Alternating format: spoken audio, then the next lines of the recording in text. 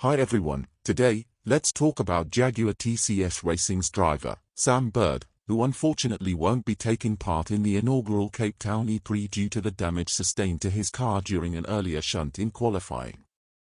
In a statement released before the E-Prix, the Jaguar team confirmed that Bird's car had sustained significant damage, and he would be forced to sit out the race. Due to the need for a chassis change, there wasn't sufficient time to complete the work before the race.